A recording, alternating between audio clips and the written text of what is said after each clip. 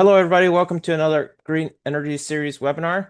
Today, we're going to deep dive on a really fascinating topic on utility scale renewable energy projects. They're often a little bit out of sight. We know they exist because we get leaflets in the mail from our utility telling us they exist. But we're going to have a guest speaker, Corey, who will be talking um, at length about a utility scale renewable project that is really cool and it's quite unique. It co-locates wind, solar, and batteries in one site, and we'll get to learn a lot about it today. So before we dive into that topic, a little bit of background about Solar Oregon. Solar Oregon is a nonprofit that was founded in 1979. It grew from grassroots efforts to support clean and renewable energy, and we continue that mission today by being a bold voice and trusted educational resource to empower all individuals and communities statewide to adopt solar energy. And we offer many webinars and events throughout the year, including many offerings of solar plus storage. That's a one-on-one slide deck that helps people who are unfamiliar with how to get solar and storage on in their home to figure out how to like begin that navigate that beginning process. And we also then have an additional frequently offered slide deck, which is a comparing solar quotes presentation. Really useful presentation for once you have begun that solar journey and you've gotten several quotes, and now you have questions about how to compare apples to oranges because sometimes the quotes aren't all easy to compare. And we offer that webinar to help you understand those quotes. And that webinar also gives people opportunities to ask questions specifically about their solar quotes. And additionally, we also do many solar tours throughout the year. To the photo to the right is from a solar winery tour, where every year we look for farms that have co-located uh, solar panels with their agricultural production. And what we found is that many farms have learned that by installing bifacial solar panels, which allow a certain amount of sunlight to go through the solar panel, that the shaded area underneath the solar panels still provide enough sun throughout the day for the plants to grow really well. But the shade reduces the amount of water that the farm uses during the growing season. That water reduction plus the additional revenue from the solar energy is a huge win-win. And so, Solar Oregon, we're helping farms explore that option and then also highlight farmers that have done that on their property. Later this year, we are going to have a solar tour of homes that have um, are pretty far along on their journey to net zero energy and electrification. So we'll get to see homeowners who've begun that journey several years ago, and then like where they are today in that journey. Typically, most homeowners don't have the funds to be able to do that in one step all at once. It's a gradual journey, and that's why we're so interested in hearing those stories. That's event later this year. We also do solarized campaigns, which we canvass different neighborhoods to get everybody in that neighborhood a solar quote for their roof. And as a result, if you solarize your home at the same time as that campaign, then you reap some of the economics of scale, where solar contractors are coming to one neighborhood with a big giant pallet of solar panels to be able to solarize multiple homes at the same time. They can bulk buy inverters and wires and other components at scale to be able to reduce the cost. Um, if you're interested in doing a solarized campaign in your neighborhood, you can reach out to Solar Oregon. We'll be happy to work and focus on your neighborhood.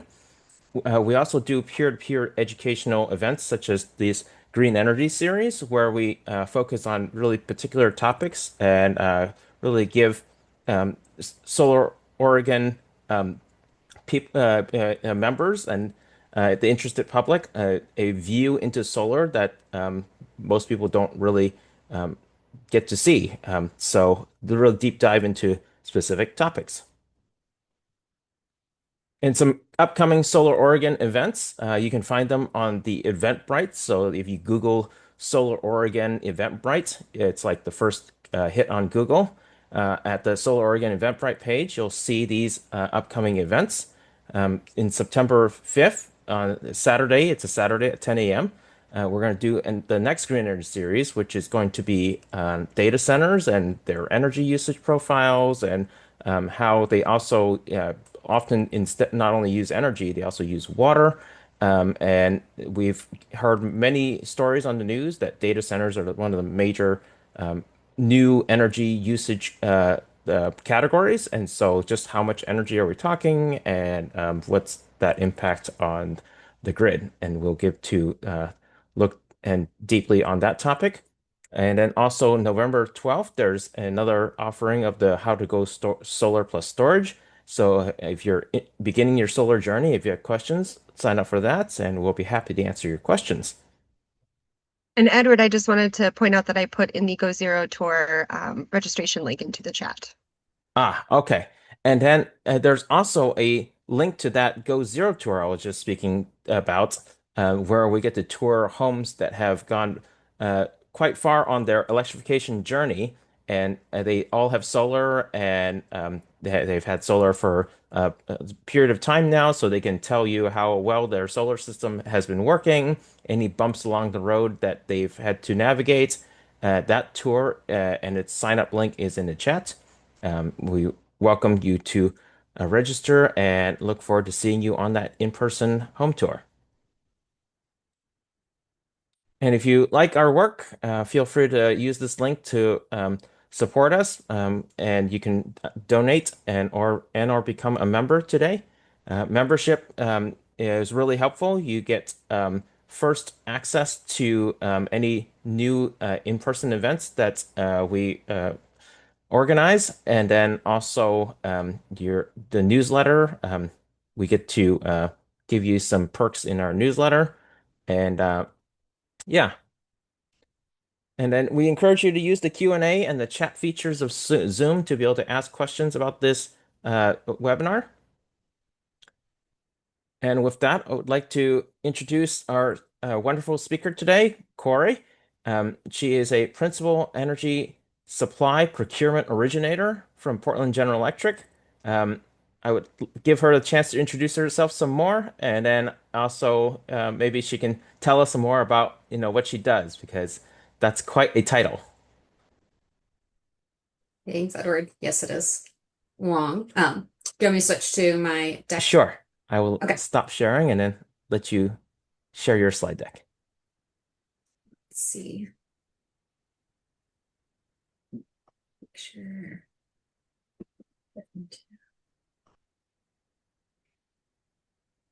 Excellent. No. I can see it full screen. It's great. Oh.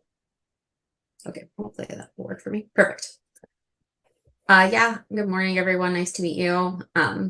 As Edward said, my name's Corey Mead. I have a lengthy title here, which I just give you a little bit of background about myself. I have been in the power and utilities sector for almost 15 years now, and have been at the utility for about the last 10 years. And I've been doing this work, which I'll describe, for about the past 6 years.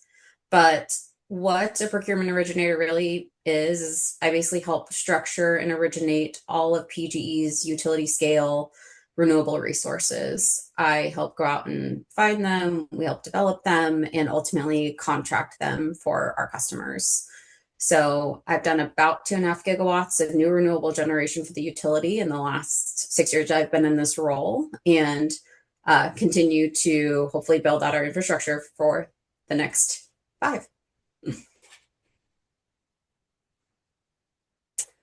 As I said, today we're going to kind of focus on utility scale resource, and specific to a co-located resource known as our Wheat Ridge Renewable Facility. It's out in Eastern Oregon.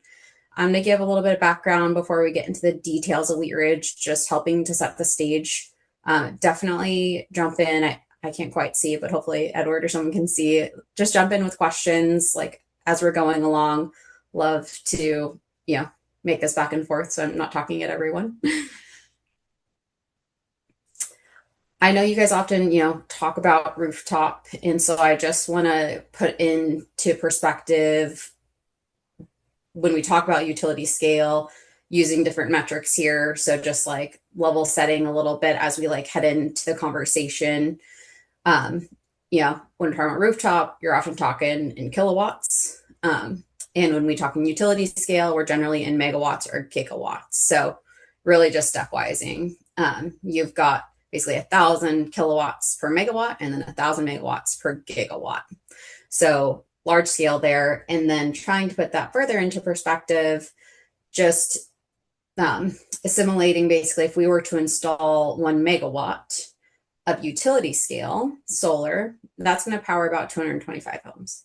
If you install the same nameplate rooftop, you're going to get about 110 homes that you can power on average. This also just average here from that. And the reason why you do see that big difference, even though same installed nameplate, is that utility scale panels are generally more efficient. So they're able to generate more energy per installed nameplate capacity.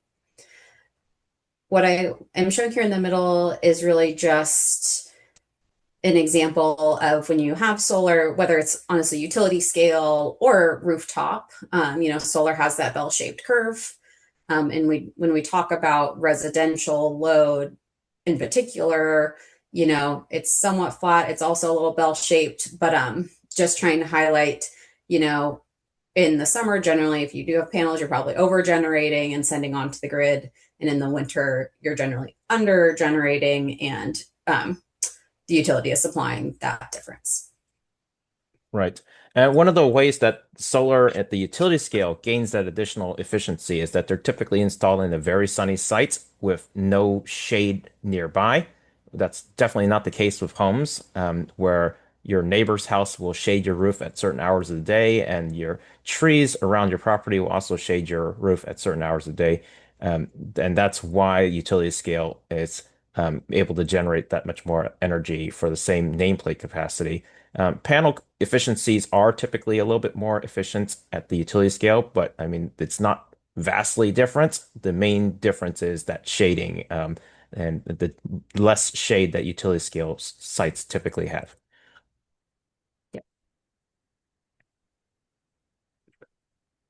There are different ways, and there's a lot of terminology on here, and we don't have to go into detail into all of it, but these are, very common terms that we refer to, and that we'll kind of talk about a little bit throughout this deck that make a big difference depending on which one you're referring to. And the one we kind of like all know the best is the nameplate capacity. That's like what is stamped on that panel. And this is really that's the max that panel can produce, or the site. So when we talk about we've installed 300 megawatts nameplate wind, like that is the stamped max instantaneous amount that site can generate. Alternatively, you also hear the words, so nameplate capacity. And sometimes you hear the words capacity factor. And what that is referring to really is about what is the average generation that site can generate in context to its nameplate. So to like what Edward was describing, when it's sunny and there's like no shade and it's perfect, right? You can hit that instantaneous nameplate. But when it's shaded or there's cloud coverage, right, you're not going to generate at your max capacity. So you're going to have like that different shape. And so you have a capacity factor. So that's its average. Then sometimes when we talk about capacity, especially in the utility space, we are often talking about capacity contribution, which is different than a nameplate capacity, meaning how much of that resource can I rely on to actually serve my load when I need to. So it's a little different than saying what is the most I can generate. It's more that what is the most I can generate when I have a need for it. So it's a slightly different use of the word capacity. But is often what you hear when the utility refers to capacity. We are referring to this type of capacity. And then a pivot there, so you have capacity related metrics, and you also have these energy related metrics. So you have one, when we talk about a megawatt nameplate, then you're converting into either a megawatt hour. So we often talk about that, or kilowatt hours, how we're all billed. So what is our meter spin, if you will? How much usage do we have? And so it's just the energy generated over, in a case of megawatt hour, an hour. There are other increments which we measure on, but the hour is generally the term that we use. And then you can have average megawatts as well, which we won't get into much here, but that's basically your average generation over there. And I'm just giving an example here, kind of tying in all of these concepts here into how did these all like translate, which is, I'm giving an example of a 300 megawatt nameplate facility. We're going to assume it has a capacity factor, or like an average, generation of 30% through the year. So that means you have 90 average megawatts of energy, and you'll generate roughly 788,000 megawatt hours in that year. So that's like just an example of how you kind of like tie these concepts together. The capacity contribution of a resource is very dependent. There's not like a simple calculation for it. We use in-depth modeling to value resources to see how resources serve load compared to when we have the highest need. So there's no formula for that. Just a quick glance here for PGE, for those that aren't familiar. But one of the three big IOUs here in the state of Oregon, us, PacifiCorp, Idaho Power, are the three IOUs in Oregon. We have the largest share of the three. We serve roughly a third of the state's retail load with 950,000 customers. Just some fun things and specific to some of the work I do, which is we have added quite a significant amount of renewable generation to our portfolio over the last 5 years. Roughly this 4,200 megawatts, and the graph down below is really just kind of showing some of those big acquisitions to our own fleet that we've done in that time frame. This is actually going back a little further to when our first really big renewable was our Bigelow wind farm back in 2007, and just some of the progression since then. We have been actually number one in voluntary renewable programs, I think, for the last 16 years, which is pretty cool to see. I play a small part in that one. And we're going to get into the next slide about actually ranking among our peer utilities for our lowest carbon intensity. One of the big sustainability objectives, not just related to PGE, it's actually for the entire state, is related to what we generally call HB 2021, so House Bill 2021. It was legislation that passed, obviously, in 2021. And there was a large push in this legislation to reduce emissions for the IOUs. And the target there we just commonly talk about is an 80% target, meaning PGE and the other IOUs, but PGE needs to reduce its carbon emissions by 80% against a baseline, which they established in the legislation as a 2010 through 2012 average. We need to reduce the amount of emissions we did in that year, which for us, as you can see, it's like an 8.1 million metric tons. We need to reduce that by 80% in 2030, and it's actually 100% by 2040. But right now we're focused on the 2030 goal. It's the near term. So a lot of our acquisitions today are focused on achieving this objective. And as we talk about, this is like a stated, cap, if you will, this 1.62 we have to hit. And what can be confusing when you hear an 80% reduction is a little different than saying 80% renewable. Slight tweak of understanding there. And what this is really trying to do is make sure we're basically limiting the amount of non-emitting resources that we're using to serve our load. And that can come in a variety of different ways. And a lot of this is around carbon intensity, is what we refer to in terms of different emitting resources. Because coal facilities generally, I'm kind of trying to show here, where on the spectrum do resources fall in terms of its carbon intensity. And what that's saying really is that for each single megawatt hour that resource generates, how much carbon is it emitting? So they're not all created equal. So coal generally on the high end of carbon intensity, it's pretty emitting. So you have roughly 1 million metric tons per megawatt hour. And then on natural gas, a lot of range there, a lot of different natural gas configurations, but you're going to be in the like 0.3 to 0.5 range. And then obviously with our renewable fleet, you have 0. So we could be using a mix of, natural gas or coal if needed. We don't have any coal we only have 1 coal left in our portfolio, which will be out in the next 5 years, but mostly natural gas. Some combination of our fleet would make up that 1.62 million metric tons. Corey, 2 questions for this slide. One is, how close is Portland General Electric to meeting its goal of the 1.62 million metric tons CO2 equivalent currently?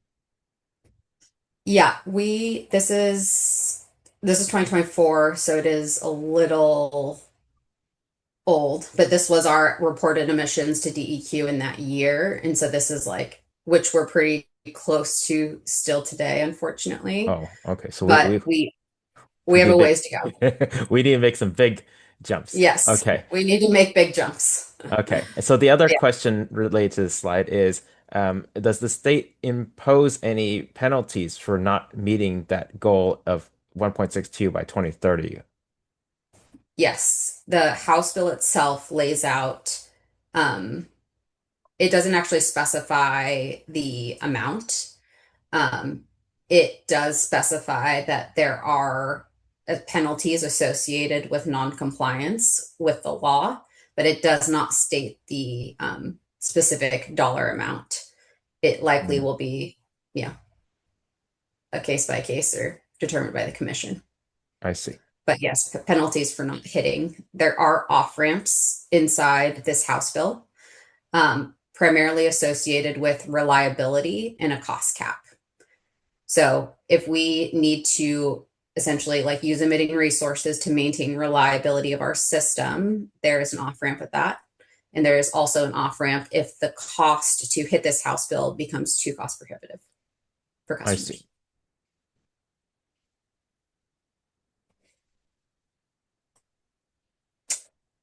I'll just touch on this slide briefly, just a few things that we do at Portland General, trying to make, and this is, strategies a lot of utilities use, but something we're doing specifically here in Oregon to just help be a little more resilient, a little bit more creative in terms of how we make a more resilient and reliable system. So we do some of the cool stuff we've been doing the last few years is we've been really growing what we call a virtual power plant. And this is a great way for us to help meet these carbon reduction targets. And this is where you have basically small distributed energy. They're operating as if it's one giant plant. This is not easy to implement. And I think you guys will maybe talk about this more, so I won't get into it, but definitely cool. We have a pretty big program compared to a lot of other utilities. So 600 megawatts. And for context of size, those knew of our Boardman site, which was our old coal plant that retired many years ago, but that's 550 megawatts. And so this is a little bit bigger than that. So wow. Pretty cool. Stepping back, not just Portland General, but just our region here in the Pacific Northwest broadly, we are, I'm sure if you listen to the news at all, you hear lots of load growth, and that is very true. We are seeing significant amounts of load growth in the Pacific Northwest, more than we've seen, or at a pace that we have not yet seen, maybe ever. And so we're seeing here just adding, peak here, 10 gigawatt peak increase for both summer and winter over the next decade is significant. So to put that in perspective, PGE's peak alone is about 4.5 gigawatts. So more than double our current peak today is just the increase. Wow. That's significant. So that's a lot for the region to do and to meet. And we do have a lot of resources that are in the pipeline planned for the region, but kind of the timing and the mix of those resources compared to when this load is expected to show up is going to be the challenge. One of the biggest challenges, which is going to lead into why we do this co-location model, is there is a lot of transmission and interconnection constraints here in the Pacific Northwest. We are in an unregulated market, which is very different than many other parts of our country. So each utility essentially like operates on its own, as opposed to when you hear stuff like an organized market, such as like the California ISO, or you hear maybe, Southwest Power Pool, SPP, MISO, all of those are organized markets. All of the people that participate in organized market basically get to function as one giant utility, if you will. They like plan and procure based on the entire market. When you're in an unregulated market, you're all planning. Not very efficient. You're all planning on your own. So we have more interconnection and transmission constraints than other parts of this country. And you can see here the timelines to do a lot of this work can take quite a bit. And when you have load growth projected like we do, sometimes you have a timing mismatch that you have to work through. So how do we ultimately procure resources? Lots of issues that we have to work through, as you can see. And so this is the primary pathway for which we ultimately try and satisfy that load growth. And most of our procurement is done, not all of it, but most of it is done through a competitive solicitation. So what happens at the utilities, this is required by the state. We do what's called an integrated resource plan. And that's public document. It's probably 800 pages, very long. But that is really the utilities tool. We do them every 2 years. We do updates in between.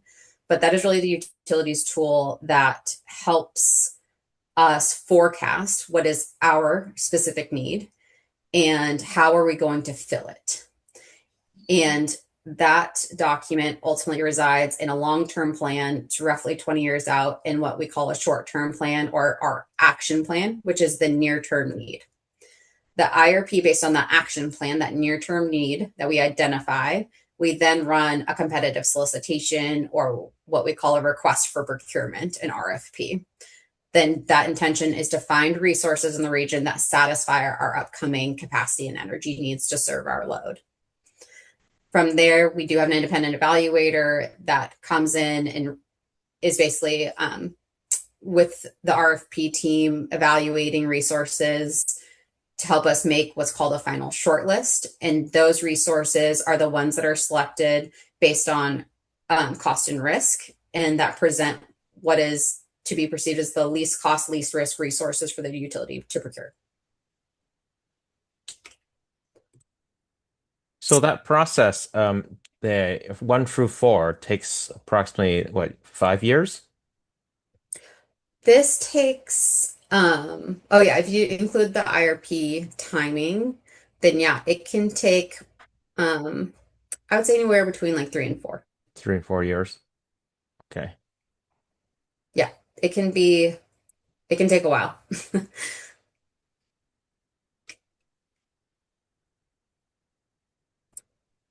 This is the main topic now, kind of like pulling together a lot of this kind of context slides we just went through. Is we're going to talk about this Wheat Ridge renewable facility that we built about 5 years ago onto our system in partnership with NextEra. This is kind of going to illustrate a little bit too here of just what I mean by these projects take a long time to develop. This project actually took about 15 years, but that's not necessarily indicative, but just these are a labor of love as I described them, and they take a lot of time to do right. Wind takes a little longer. Obviously it takes, it's a vast amount of property that you have to work through compared to solar, much more concentrated in terms of number of acres you need.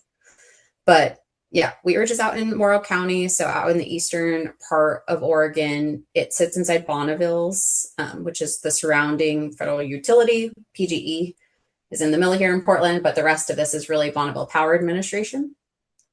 And what's cool about this project and why we're going to talk about it is this was actually the first of its kind. This was the first co-located resource in the country.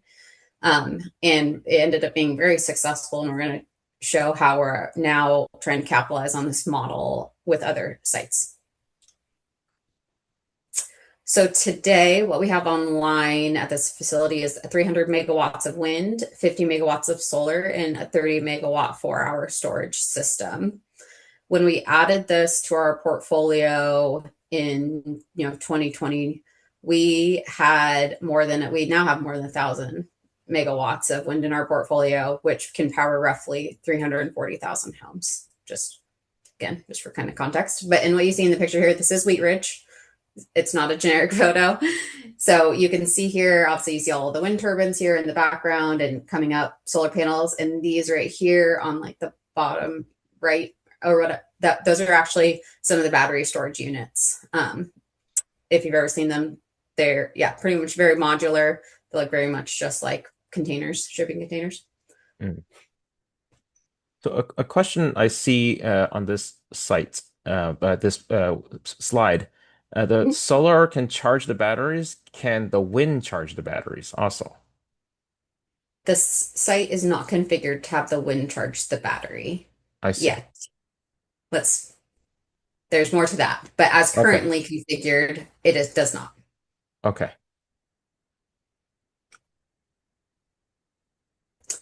Some of the benefits on why we do this co-location is you can get a smaller regional footprint. You can obviously kind of see it from our actual photo here, which is you can optimize the land that you're basically already leasing or permitting associated with your wind, as opposed to having one wind site here and another solar site, 10 miles away. Yeah.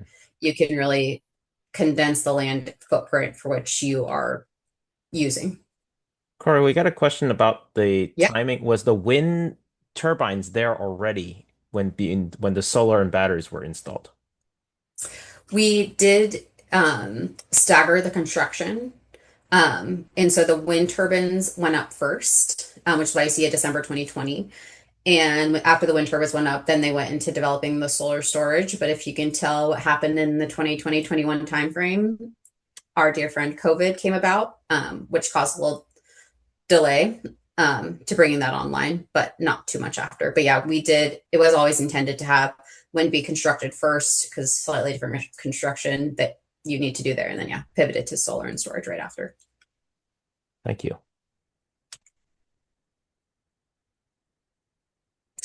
The other benefit when you co-locate really is you can lower the cost of projects. You can optimize, infrastructure that's already there, whether it be substation, roads, the transmission, all of it. And the good thing is we do still have all of our projects are tax eligible. So it is reducing costs by 30 to 40% by claiming the ITC for at least solar storage. And then production tax credits for wind.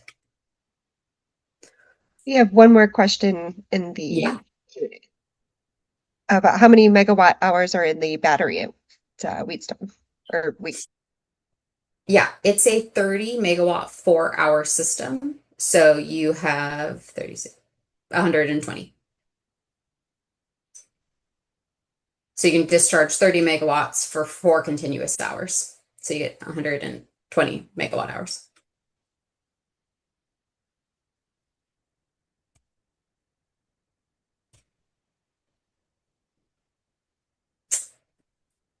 Some of the just local and regional value that this project brought during construction and continues to bring today. A site like this is massive. And so we were able to bring a lot of construction jobs onto the site during the build. And we still have 10 full-time employees out there today doing operation and maintenance on the facility. Obviously, all of these are contributing, which is where again to the value of the regional grid benefit and what this kind of co-location brings. And to set up that value stream, I want to talk about the problem, which is going to be 2 things. But this first one we're going to focus on is managing what we call intermittency. And with renewables, as we all know, some of the problem is it's just that, right? It's intermittent. It's not constant. Like if the sun is not shining or it is shining and then a cloud covers or you all of a sudden get shade, right? Your generation is going to flux quite significantly with renewables. So that's what we describe as intermittency, is that variability. And so when you have co-location, you can help reduce that variability either by, honestly, solar is, while it does have significant variability, a lot less variability than wind. And I'll show that in a second. And so that can help kind of firm that shape a little bit. And also the storage is being kind of like the big component there is to help firm and shape as well. And so what I want to try and portray here is like this stack. And like why here on the end, the battery helps firm. And so like with wind, as I mentioned, wind is like kind of the most variable resource because wind is very unpredictable. Sun does have obviously a kind of like a specific pattern, right? It rises and falls. So it has a general bell-shaped curve minus, a cloud coverage, something of that nature occurring in the middle of the day. But it does have like a defined shape. So you have the variability of wind, which is going to always be variable all seasons, all days. The shape of solar will always be bell, but generally, obviously, like in the winter when it's less sunny, you just don't have as much generation. It's a smaller bell, and it's much higher in the summer when it's peaking. And so you have the variability of the wind, and that's one. And then you can like sort of tell this is intended to be bell shaped, but because you have wind variability, this also shows a variable, but you now are getting more generation out and it is a little more flat.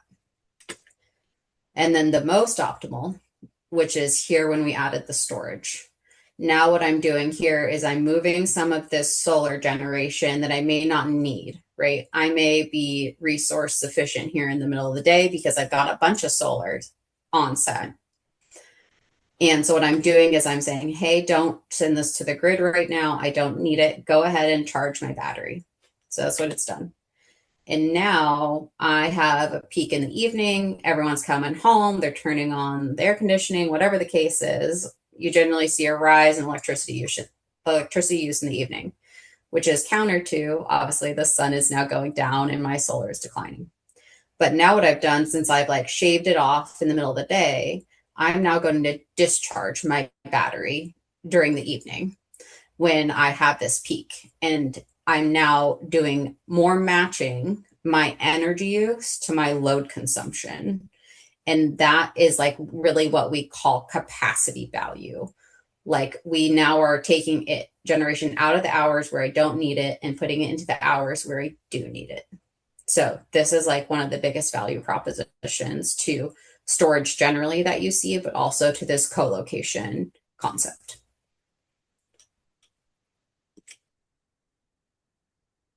Now we're gonna get back to Edward's question, which is earlier this year. So when we built Wheat Ridge originally at that 350-30 combination, as I mentioned, it was the first time co-location had been done and ended up being like a model for other developers and utilities. It is now a very commonly used model, but it was the first at the time we did it. And so the sizing at the time, I would describe it as like a pilot. We were seeing how well, how much value did that optimization and co-location bring? Like, was that a good strategy? And the answer ultimately was like, yes, that was good. And if you kind of recall some of those earlier slides where I talked about some of the challenges that we have in our region with regards to timelines associated with interconnection and new transmission build, that like is further making this an optimal scenario. So what we did recently, we announced this back in February, is we went back to Wheat Ridge and we re-optimized the entire site. It worked well, but now let's make it better. And so we are now adding additional solar storage out there to like really optimize that interconnection and optimize that transmission. So I'm not like creating new interconnection and I'm not needing new transmission because there's not much more to have at the moment. So I'm optimizing my existing interconnection and transmission that I got associated with the original build of the project, which is like a huge value add for us as the utility and for customers as well to optimize the assets already under control. And this configuration for part of this project, the wind will now be able to charge the batteries. So new design, we'll implement it, current design does not. So we're excited to really build this one out. And we're going to see here in a second, like, again, this model works so well. You see other developers, other parts of the country doing it. But we are now extending, also announced in February, optimizing our Bigelow Canyon Wind Farm. So doing the exact same concept That's at Wheat Ridge, but at Bigelow. So we're adding 125 megawatts of solar and 125 megawatts of storage to that site, charging from both wind and solar for the BESS. So we've now moved to that model. But so kind of fun to see. And these are like the types of transactions that I work on. This is like more my job is like trying to figure out, how do we develop these types? We partner with, developers on these types of projects. This one is a partnership with Brightonite. The previous one is partnership with NextEra. But we do work with, these developers closely to make sure we are optimizing the best way that serves the utility and the customers. But it's fun to watch them come online and actually provide generation. So we have an interesting question about grid forming inverters versus load following inverters. And I also saw some information online about PGE and these sites experimenting between like, can these sites now be like so-called like grid forming or black start capable resources? We don't have grid forming. I think that's the right one. We don't have grid forming inverters on these sites yet. If that's the question. Okay.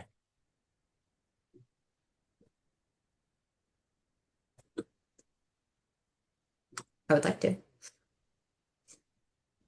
So this is just recapping, really just like some of those benefits I was describing of sharing interconnection, avoiding a lot of new infrastructure build by optimizing the sites that we already have rather than building them all new. Right. So so earlier you had a slide about transmission being fully subscribed, and it's been fully subscribed for many years now. And is that another like primary reason why PG is interested in just adding more batteries and solar to the same site so that the amount of peak that uh, energy that ever gets pushed down that transmission line is still the same, but we're able to more frequently utilize that allocation for that site. Right. Yep. That's exactly what we're doing. And like why we're doing what we're doing is that, Hmm. yeah, for example, we reach 300 megawatts of transmission rates, but if you just had wind, or you take Bigelow, which is now really just wind, at 450, wind is sometimes at its full capacity, but is often something much south of that. So if it's generating at 300, then you have 150 megawatts of transmission capacity from that point that you are not utilizing. Granted, today when we have that forecast, PG is always optimizing its transmission portfolio, so we will redirect it as necessary to other points to bring other generation home. We wouldn't want to just leave it sitting there, but obviously there's uncertainty with that. So you're definitely like better positioned to know I have generation coming through onto that transmission line. So yeah, we're trying to like optimize what is that like unused capacity that's already situated specifically for the project. Right. But because of this transmission, like there's 8,200 projects seeking grid interconnection in the US just by the end of 2025. The building out new utility scale renewable energy projects right now is very, very challenging because often you just can't get transmission rights. Is that a correct assertion? Yeah, for here again, um, definitely for here in the West. Hmm. Again, being in an unregulated market, it is different when you're in. They also Like, have their challenges, but I won't right, speak to them. But yeah, right. you have different challenges when you're sitting in an organized market. But yeah, here in West or in any unorganized market, that's true that it is challenging to get incremental, at least what we would describe as firm transmission, Hmm. meaning you are at least risk of a transmission curtailment when you have a firm product. Right. And so therefore it's so much more uh, a good investment to firm up the amount of capacity factor or capacity contribution you can make in an existing site because you already have Yeah. that transmission given to you already. yeah, something we're already, you know, have in our portfolio today. Awesome. Okay. I'm excited to keep going back to the where we were left off at the slide deck. Oh, that was the end of the day. Sorry. Oh, okay. Yeah, now it's Uh, done. Okay, perfect. We do have some additional questions. What is the on the wind? It's highly unpredictable, but is there at least some forecastability to it? Like, is there certain forecast models for wind? Oh, yes, absolutely. There are definitely forecast models for wind. The thing about wind that can be tricky is like, which is true for any resource, to be fair, which is the further out that forecast, just less uncertainty. But definitely as you get into like an operational time horizon, like in the next week, that forecast becomes more confident in like what's going to show up. The longer term forecast of wind is definitely like more highly variable than like a solar, but like yes, there are definitely like a lot of tools that help do wind forecast, and yeah, just it gets more solid the closer you get to its time, the shorter time horizon. But Right. yeah, we have tools that do that. Right. But a key thing you said is like the forecast model's ability to predict further out, and then also its precision for wind is less than perhaps solar. Like for example, like I subscribe to a solar radiance forecast Mhm. data, and then when it actually the day of, I then look back to see what my solar generation is, and it's like, oh well, this solar radiance forecast is pretty good, like Yeah. compared to the actual generation, but may not be quite as good for wind, or the difference might be pretty significant. Yeah, the precision, like what you're describing for solar, that is like more predictable in like what you're describing, that delta is generally like pretty small. Hmm. Um, Wind, like I said, you get closer, your forecast definitely gets like much stronger, but that variability is still higher than what Hmm. you generally see with solar. And what we do, what folks do when they're developing wind, just for like context and like gets to forecast and um, is you install met towers. So you install like temporary met towers that are bench essentially tracking the wind profile on that site. It clocks a bunch of data, but that's like often how you determine whether or not a site is like suitable for wind, or like how good is that wind profile going to be, is you actually put up temporary met towers to actually clock what's happening. They're up for years to Hmm. track what is happening in the wind in that specific geographic region, just because it, like, Hmm. if you look at wind turbines, even if you're driving through the gorge, like they're all situated a little differently, and that's because you are like trying to track which direction the wind is blowing, which can vary based on, like, as you can see even through a site, they're all kind of pivoted in like different directions, and that is like done through an immense amount of wind studies. So there is a lot of underlying data that helps do forecasts that are like site specific, that help like increase that level of precision in the forecast. Hmm. We also have a question about is there in the aggregate a kind of diurnal pattern for wind? In the aggregate. Like obviously you showed graphs showing just how variable and unpredictable wind is, but like in if you zoom out this like and average it out over the course of a year, um, is there generally more wind in the morning hours and evening hours as the sun rises and pushes the wind the thermal expansion of the air around? Yeah, you do see different trends. It does get that shape. Like if you compare like our gorge wind, like a Bigelow to Cannon's not quite in the gorge, but we kind of like put it in that area. Like gorge wind has like a shape, like it does better. Like if you looked like over historical 10 years, you would see it a general shape start to take place in terms of like months. Hours a little more variable, but definitely trend by month. Hmm. And this is why when you like look at a few years ago, we added Montana wind to our portfolio. And if you were to like stack those shapes on top of each other, they're actually very different.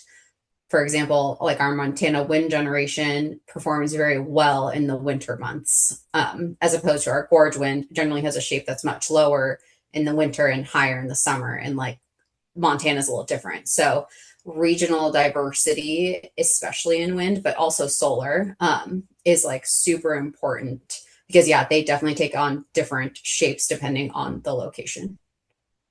Hmm. There's a question about the aggregate amount of rooftop solar in PGE territory. Um, Mhm. the amount of rooftop solar, it may be the residential only, or maybe just the aggregate rooftop solar, including some commercial locations. How much of rooftop solar contributes to the overall like PGE clean energy number? On, I'm just like, I don't want to completely mislead you. Um, like when we break down this 600 megawatts in our VPP, inside here is this is so it's combined. So I just like because I don't deal with this as much, I don't have the granularity, but Hmm. inside the 600 megawatts, we do say 375 megawatts is made up of small solar and storage. I'm not 100% sure how much of that is storage versus solar or how much of it is on like residential versus other, but like maybe that at least helps frame context that I do know like 375 megawatts of that is small Hmm. scale, including rooftop solar storage. I see. But as I'm not aware that my home's solar is part of a virtual power plant efforts. It like is is it correct that PGE has certain residential solar that are part of a VPP project, and there may be many others that are not part of a VPP project? Yeah, it may not be all Okay. dispatchable, if you will. Like, I mean, I can't control your solar, but it's like Hmm. inside in the sense that, like, when we have rooftop solar that's on our system, we generally consider that like a direct load reduction because you're like generating and consuming at the same time. So, if I were to show load without rooftop, obviously it's going to be higher. So, we show like a net load as an instantaneous offset as opposed to dispatchable generation. I see. Um, were there learnings from Wheat Ridge to apply to future projects? And the the thing that I have in mind is maybe like to be able to do it faster, um, maybe lower cost. Now that we have the learnings from Wheat Ridge. Um, I mean, most of the learnings that we have from Wheat Ridge are um, more of just the positive kind, I guess, of um, how the optimization provided like a firmer value, a better capacity value for our system. And that's why we're deploying it at other sites now. And Wheat Ridge is like a really good example. Well, we're going to be optimizing the existing substation out there, for example, and Hmm. that so we don't have to go build a brand new substation. And like there's those sorts of benefits. And most of the sites, because you are like limiting that generation to that like current interconnection limit, that's like true generally. It's not always true, but just that you're like optimizing that existing infrastructure. Okay. Um, but like for example, as we build out, I think it was like the Bigelow is the next site that's also going to get Mhm. solar added with wind and also Yep. solar. So with these sites, is there a chance that it'll be like the same contractors and subcontractors that have that learning from Wheat Ridge? And then same thing, like will PGE be able to like reuse paperwork templates and stuff from Wheat Ridge to, you know, speed up and the paperwork process and the contracting process? It's so good news, these ones already contracted for. Okay. So that is like already all worked out, if you will. Hmm. They do have different contractors, but the in Bigelow, its original build is, we had a different contractor for Bigelow than Wheat Ridge, for example. So the existing facilities are just different. So sometimes it's hard to like copy and paste, if you will, in terms of I like see. literal, like detailed design, because the sites are just designed and built differently to begin with. But we do try and standardize definitely as much as we can across the projects, but sometimes you can't just copy and paste. I see. Can you comment? So a lot of these generate like the Bigelow and Wheat Ridge sites are out in Eastern Oregon, right? Mhm. Is the significant load growth going to be within like the PG service area, or is it going to be largely west of the Cascade? I mean, east of the Cascades or west of the Cascades for Oregon or for So PG? I don't know. Or maybe the you can like speak to both. these like bigger numbers at the beginning were like Pacific Northwest. It's like read wherever it was. Um, Yeah. these were regional. PGE's load is generally right, mostly west of the Cascades. But we also have, a good amount of forecasted load growth. Obviously, so this isn't a region, but Hmm. ours is obviously like growing also at a pretty fast pace. Uh-huh. And so W Within the PG service territory, is that load growth due to data centers or like more homes? our biggest sector of growth is data centers. We do see um, like, modest load growth in the other, in kind of the retail commercial space or residential, sorry, commercial space. But yeah, biggest load growth driver is our industrial customers, I see. which is kind of true across the country. I think our trend is pretty pretty in line with a lot of the other Hmm. utilities. Moderate growth in your kind of residential and commercial, and larger in your industrial. I see. For Oregon, some of the largest so load growth when you search like Oregon data centers are ones that are outside of the PG service territory. They're out in Eastern Oregon. But Yes. maybe the data centers that don't make the news headlines are there are still ones within the PG service territory. And so um, Yes. No, not all of them are public. I see. No. And I looked online and there was some news information that like Wheat Ridge, at least the current, not the upgrade, but the current 300 megawatts of wind, 50 megawatts of solar, and 30 megawatt for 4 hours storage. That site costed around 155 to 160 million dollars. Is that about correct? I did not contract for the original, but Okay, we do publicly disclose the capital I cost. see. But if you take 160 million divided out by the nameplate capacity of the wind plus the solar, 350, and then the 50 of solar, divided by 350, it works out to about 45 cents per watt of nameplate capacity. Um, and that number is significantly lower than any sort of residential or commercial rooftop solar. And I think that's another kind of take-home point for utility scale um, projects is that by doing economies of scale, that there is some very significant savings that can be realized. Yeah, one just that's still true, I think, without knowing the pricing of, kind of rooftop sizing.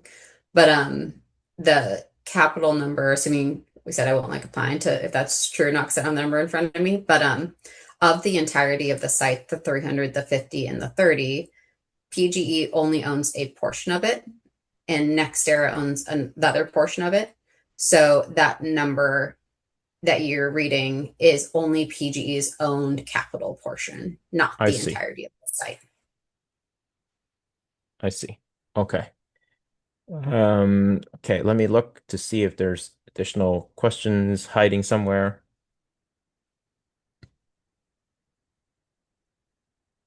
Looks like we have answered all the questions submitted. Um, we'll close out the webinar. Thank you so much, Corey, for the wonderful presentation. I learned a lot. The audience learned a lot. We're so thankful that you took out a hour of your Saturday and also prep time during the week to prepare these slides for us. And we look forward to seeing people who have attended this Green Energy series on the next Green Energy series, where we'll get to talk about a little bit more about data centers. There's always more to talk about data centers, but next webinar we'll try to scratch the surface and maybe it'll inspire more Green Energy series talks on data centers. And with that, thank you everybody for attending. Thank you, Corey, and have a Thank great rest you. of your Saturday. You too. Thanks, guys.